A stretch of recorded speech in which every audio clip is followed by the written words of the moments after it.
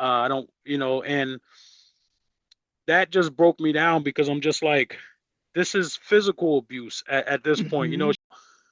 And so the next year, the following year, this is day one of custody trial was, I believe it was in October of 2023. It was towards the end of 2023. Day two of custody trial was March of 2024, and it was months in between them 2 days.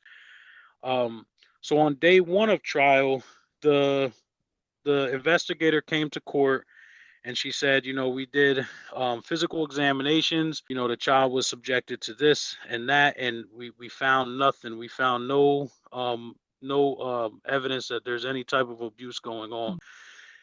And so, um, I questioned her about two more times regarding the same thing, and she said it three times that the child has been physically examined. The next day, day two of custody trial, which was months later, the judge takes away all my rights, and she says it's because the child needs to be physically examined. So she subjected my daughter to a second unnecessary physical examination.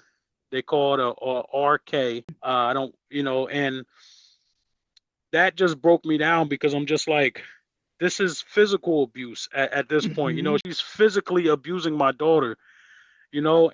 But on that day, after day two of trial, she put an order out and said, we're going to suspend dad's custody and she put an interim order saying, we're going to give mom temporary full custody until the child is physically examined. And she gave mom 4 hours to get the child to the hospital to be physically examined.